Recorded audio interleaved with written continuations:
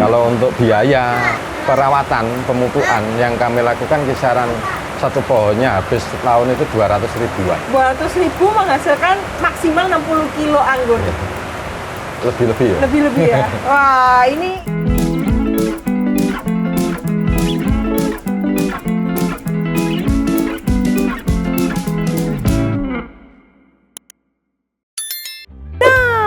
Kembali lagi bersama Didot Rala di sini di program Keliling Bisnis Rakyat episode 15. Nah, alhamdulillah Dindut berada di kebun anggur Sinar Lintang Farm yang ada di Mojokerto. Lokasinya ada di sini.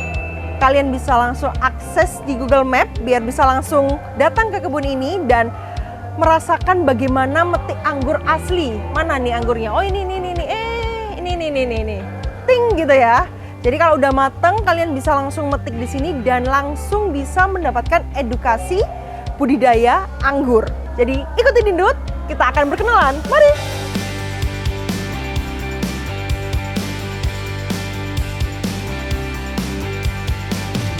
Perkenalkan, nama saya Iqbal, owner dari Sinar Lintang Farm. Saya fokus di budidaya tanaman anggur meja yang dikonsumsi lah. Ada istilahnya gitu ya? Istilahnya. Baik. Nah, ini konsep usaha Pak Iqbal ini seperti apa? Bisa jelaskan? Kalau di sini kebanyakan edukasi sama wisata petik yang telah kami jalankan. Tapi kalau untuk skala yang bekerja sama dengan kami di luar, ada yang model resto, kafe, terus ada juga di dunia pendidikan, institusi pemerintah. Itu bikin tempat-tempat untuk di situ ada semacam tanaman anggurnya untuk bersantai di rumah. Skala pribadi. Untuk nilai plus ya, biar kita makan di kafe sama mungkin bisa metik juga. Bisa metik. Daya tariknya kan lebih tinggi. Iya, betul. Berarti memang Sinar Lintang Farm ini juga itu ya Pak, menjadi supplier ya? Supplier ya? Dari tempat-tempat beberapa kafe tempat, ya. gitu. Di Mojokerto atau sudah keluar Mojokerto juga? Kebanyakan malah di luar kota. Oh, kebanyakan malah di luar kota Mojokerto? Yang di Mojokerto ini masih jarang. Sebenarnya banyak yang peminat dari dalam kota sendiri untuk wisata petik di sini. Bahkan antrian juga masih yang belum bisa kami penuhi juga banyak. Dari Mojokerto juga banyak, dari luar kota juga banyak. Sebenarnya untuk penikmat yang tertarik untuk petik anggur itu banyak sekali sebenarnya. Cuma kami belum bisa memenuhi. Sehingga antriannya itu list antrian masih banyak yang belum bisa kami penuhi. Berarti bisa saya simpulkan bahwa Sinar Lintang Farm ini konsepnya edukasi iya. Kemudian wisata juga iya. Kemudian bisnis juga iya ya Pak ya.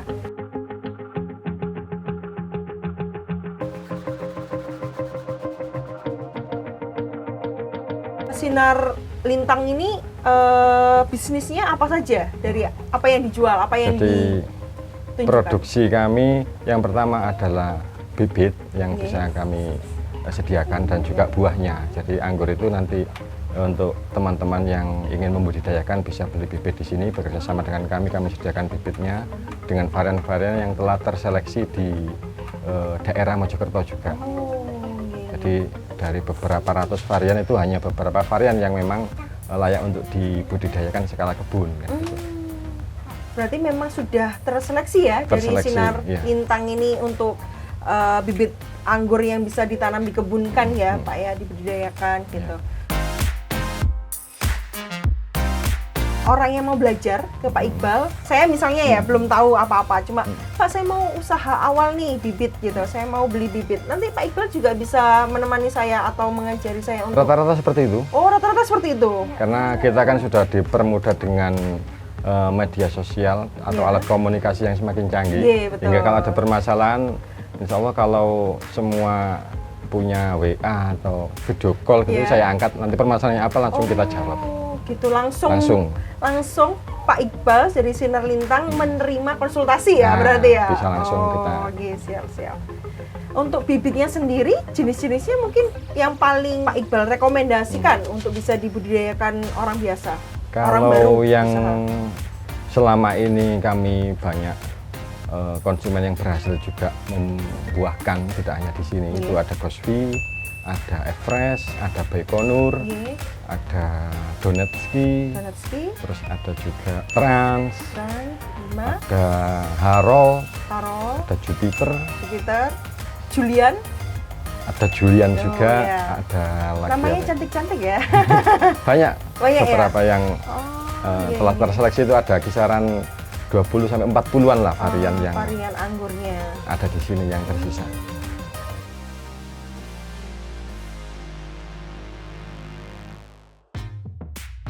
Bisa dijelaskan, saya kan orang baru nih dalam perkebunan anggur ya Pak ya. Jadi saya nggak tahu bibit anggur itu dari mana. Dari biji anggurnya ditanam, bisa tumbuh, atau dari potongan batang-batang yang nantinya akan iya. di stek-stek gitu ya. Jadi untuk benih yang kami sediakan atau yang teman-teman biasa budidayakan di Indonesia itu adalah dari stek, dari grafting. Oke. Itu yang bagian bawah itu namanya rootstock atau batang bawah, yang atasnya itu tinggal varian apa. Nah, nanti setelah disambung kisaran kalau hidup umur 2-3 bulan baru siap untuk ditanam.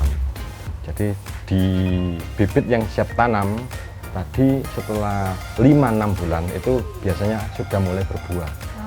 Oke. Itu pembuahan awal lah. Iya. Nanti bisa dipertahankan bunganya atau disempurnakan dulu pencabangannya. Tapi kalau produksi buah yang bagus itu kalau di subtropis ini umur tanaman setelah tanam itu 9 Iya. bulan ke atas baru bisa dibuahkan buahkan. bagus. Kalau di luar negeri 1,5 tahun. Oh, lebih lama ya? Lebih lama. Ah, Itu minimal itu. Minimal. Bahkan bisa 2-3 tahun kalau di luar negeri. wow. Ya itu ya perbedaan ya Nah, dari perbedaan. lokal dan Di tropis import. dan Oh. subtropis. Oh iya, gitu aja. musimnya ya? Iya, musimnya. Musimnya ya. Jadi sini lebih produksi lebih tinggi, cuma untuk kualitas masih kalah karena curah hujan yang tinggi Iya, tadi. betul-betul.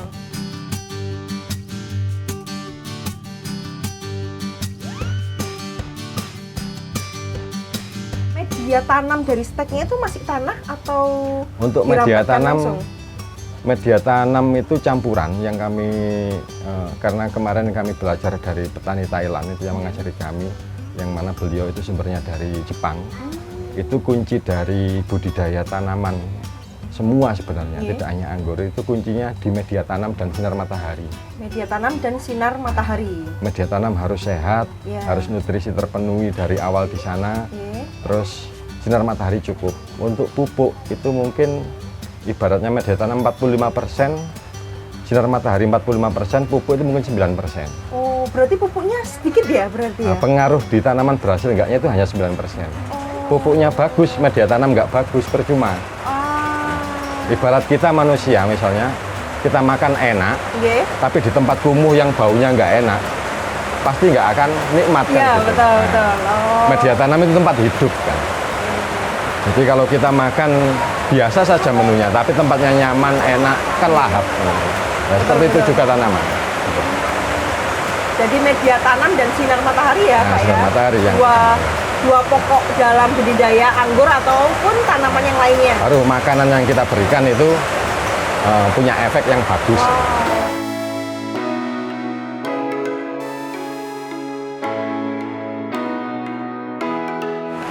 Lah untuk sudah dibibitkan itu di stek, kan menunggu berapa 6 bulan sampai 5 bulan untuk sampai berbuah. Ya, Itu untuk bisa merambat ke, kan anggur kan kita kenal untuk merambat ke pohon atau sistem pencabangan tapi. media. Oh ya. Itu nanti kalau urusan rambatannya itu kan tergantung kita mau sistem pencabangannya ada dua yang secara umum dipakai. Iya. Ada yang diistilahkan dengan teralis, sistem teralis, ada yang diistilahkan dengan sistem para-para. Kalau teralis itu yang banyak dipakai di sini teralis pagar atau teralis Y. Teralis pagar atau Dan teralis Y, bukan atau. Dan teralis Y. Y. Iya. Dua berarti Dua. ya. Oh. Kalau para-para bisa pakai single cordon atau sekundernya satu atau double cordon, Oke. atau juga ada sistem para-para dengan pencabangan sekunder model H. Ini teknisnya ya Pak ya. Nah, Ini tinggal saya teknis. apunten. Ini cabang apa lagi? Yang ke atas, dari Ya. bawah ke atas namanya primer. Oh, Kalau primer. para-para seperti itu. Itu biasanya 2 meter. Oh. Terus nanti Ke samping. yang menyamping ke atas itu namanya sudah sekunder. Yang belok itu namanya sekunder. Sekunder. Oh, primer, sekunder. Sekunder itu bisa 3 meter, 4 meter, 6 meter, terserah. primer bisa 2 sampai 4 meter tergantung tempat. Tapi kebanyakan kalau di sini untuk perawatannya supaya mudah 2 meter. 2 meter. 2 meter. Itu bisa dibatasi ya Pak ya? Bisa. Bisa. Jadi kalau untuk sekundernya standarnya sih 4 meter. 4 meter. Jadi keseluruhan cabang primer sekunder 6 meter. Total ya Itu Pak ya? standarnya. Itu yang standar banyak dipakai teman-teman. Iya. Terus untuk cabang yang tumbuh di kanan kiri sekunder Iya. itu namanya cabang tersier. Oh, Nah disitulah letak pembuahan. pembuahan. Oh. Jadi nanti yang dipotong hanya cabang tersier. Yang primer sekunder itu cabang abadi. Tetap ada ya? Tetap nggak boleh dipotong. Kecuali mau diperemajaan ulang, mau dicabangkan ulang karena cabangnya mungkin kena penyakit atau apa, dibentuk cabang lagi dari awal, biasanya dipotong di primernya lagi. Sampai berapa umurnya Pak untuk yang apa yang pokok itu biar bisa ganti tumbuhan? Atau selamanya nggak bisa diganti?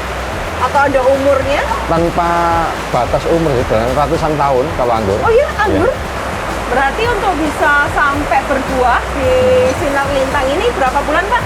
5-6 bulan 5 ya, kebanyakan. iya, 5 sampai 6 Iya. bulan sudah berbuah, sudah Tapi matang.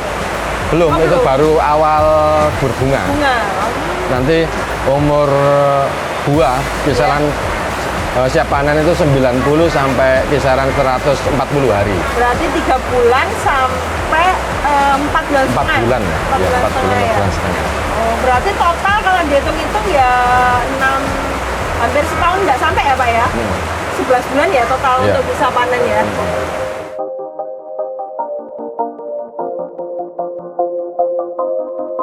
Kalau satu kali panen Sinar Lintang bisa dapat berapa kilo Pak? Lah untuk di Satu sini kebun ini.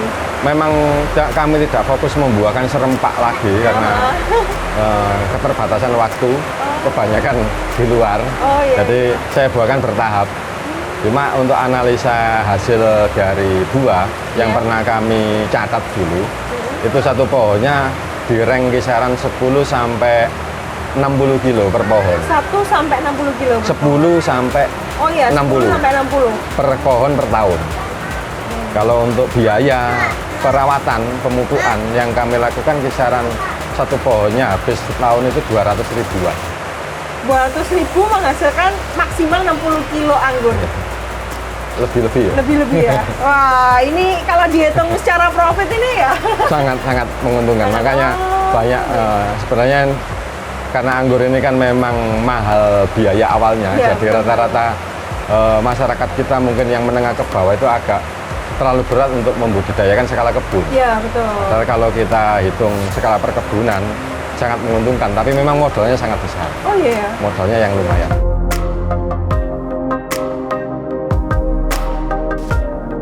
Nah, keunggulan dari anggur Sinar Lintang apa Pak? Mungkin bisa disampaikan? Sama saja sebenarnya dengan yang lain, cuma kan memang kita produksi lokal, jadi Iya. untuk bahan-bahan pestisida, insektisida yang membahayakan itu mungkin tidak sama dengan anggur yang impor. gitu. Jadi kita bisa lebih sehat anggurnya. Bahkan kemarin ada yang sempat di lab dengan residu yang bahan yang kami pakai adalah kimia sintetis Iya. yang kami gunakan untuk merawat, tapi residunya itu di bawah 10%, sebagaimana bahan yang sumbernya dari organik. Iya. Jadi kalau dikatakan anggur organik ya nggak bisa, Iya, karena kan sintetis. masih ada Nah, sintetisnya. Sintetis full itu, Oh, sintetis. perawatan sintetis full hanya media tanam yang ada pupuk kandang gitu aja kan. Itu residunya rendah. Jadi kalau kita ambil anggur lokal daripada anggur yang impor, yang hasil impor, saya kira lebih menyehatkan anggur yang lokal. Lokal ya. Iya. Entah dari manapun sumbernya. Jadi yang pernah kami labkan itu dengan residu yang 3 atau 4% gitu. Itu sudah di bawah dari Standar ya. standar ya, sudah hukumnya Iya, sehat iya. lah gitu. Wah, berarti kalian kalau mau anggur-anggur mendingan pilih lokal ya Pak ya. Iya, Jangan anggur-anggur termakan dengan kemewahan impor gitu. Jadi memang produk lokal harus kita majukan ya Pak ya. Harus kita pasarkan, harus kita incip-incipin lah. Untuk rasa nggak kalah kok, Kalau untuk rasa nggak kalah. nggak kalah.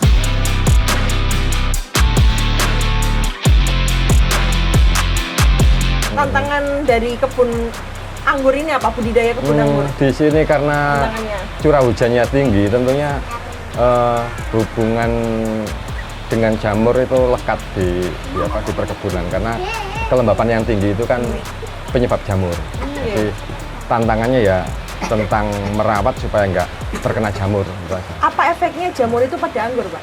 Bisa menyebabkan busuk, pecah, macam-macam, mengurangi tampilan juga. Ini jamurnya jamur daun, jamur buah atau jamur pohon atau Semuanya. Semua ya? Semuanya. Ada di pohon, ada yang di daun, ada yang di buah. Ya. Di samping itu juga kalau musim panas itu serangganya. Serangan lalat buah. Hujan itu juga ada, panas itu juga ada. Tantangannya di sana. Jadi karena kita hidup di wilayah tropis, aneka macam jamur bisa hidup di sini, betul. lembab. Terus aneka macam serangga juga hidup di sini. Iya. Tapi nilai plusnya daripada negara yang subtropis itu kalau di tropis lebih cepat ya panennya ya, Pak ya? Lebih cepat, kuantitasnya juga lebih banyak, jauh lebih banyak. Kalau di luar negeri mungkin satu pohon 15 kilo, 14-15 kilo sudah bagus. Dalam satu kali panen? Sekali panen umur yang sama loh ya, Iya, umur yang sama. Kalau kita bisa mungkin kita di 60 kilo 60 kilo, bisa 6 kali lipat. Berapa? Oh iya. Makanya analisa saya 2-3 kali lipat. Iya. Kita lebih banyak daripada luar negeri di urusan kuantitas. Iya, kuantitas.